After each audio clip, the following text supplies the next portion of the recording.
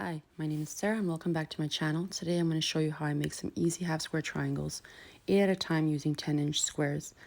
I need 12 for the project that I'm working on, so I need 4 of the blue and then 8 of the black, I believe. I do plan on making a large hot pad with these pieces. I'm thinking maybe the twisted pole pattern, I'm not sure yet. I'll decide for sure once I'm further down the line. But that's the beauty of half square triangles. There's so many different patterns that you can make with it and designs. That's why this is one of my favorite blocks. The tool I'm using is the Clover chalk pencil from Fat Quarter Shop. I absolutely love it. I would definitely recommend it. I'm drawing my lines on my dark fabric because obviously white chalk would show up better on that than on the white fabric. And these lines are going to be our sewing guide, so we can sew a 1/4 inch away from each side of the line.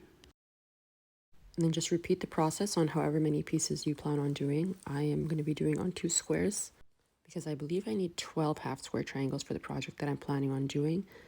I'll have a few extras, but that's okay. I'll just use them in a different project. I do have quite a few orphan blocks already, so I do plan on making a nice scrappy quilt one day with all of my extra pieces. And then now we're going to take these 2 squares and we're going to put them right sides together, and then we're going to put some pins in to hold it in place so that we can sew better, or easier I should say. This just makes it a very easy process in making half square triangles. I really don't like sewing on a bias seam, so when I found this method, this is just my go-to. I'll include a chart at the end of the video to make different size half square triangles so you know which kind of size square to start with. It just makes it a lot easier.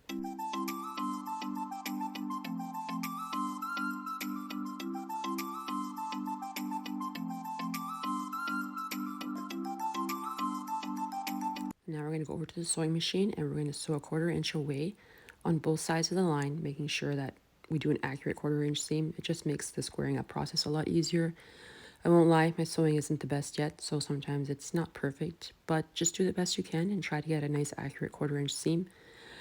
I don't have a 1/4 inch foot for my sewing machine, so I just move my needle over so that it's a 1/4 inch from the edge. That way I can just line the edge of my presser foot up with the line, and it makes sewing a lot easier. I prefer to chain piece wherever I can. That way I'm saving on thread, and just it goes a lot faster trying to sew a quilt together when you're doing this. I'm not doing a quilt right now. This is going to be a smaller project, but I still chain piece wherever I can.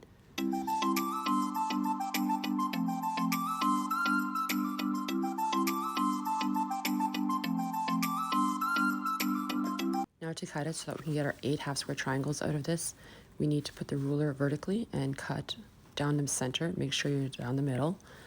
Trust me, I've made a mistake and it did not work out. So then you want to put it horizontally and do the same thing. Make another cut and try not to move your fabric while you're doing this, because once again, your half square triangles will turn out wonky. So try to keep it from moving. A rotating mat would be perfect here. I definitely need to invest in one of those. Here my fabric shift a little bit, so I just push it together so that everything's touching again so I can make my next cut. After you've done your horizontal and vertical, then you do the diagonal. You cut along the lines that you drew before as your sewing guides. They are also now perfect cutting guides. It makes cutting a lot easier if you have a line to follow. Let me know in the comment section what your favorite method is for making half square triangles, and do you like working with them? I love half square triangles because the options are almost endless on what you can all make with that. And voila, here we have 8 half square triangles ready to be ironed and then put into a project. Super easy.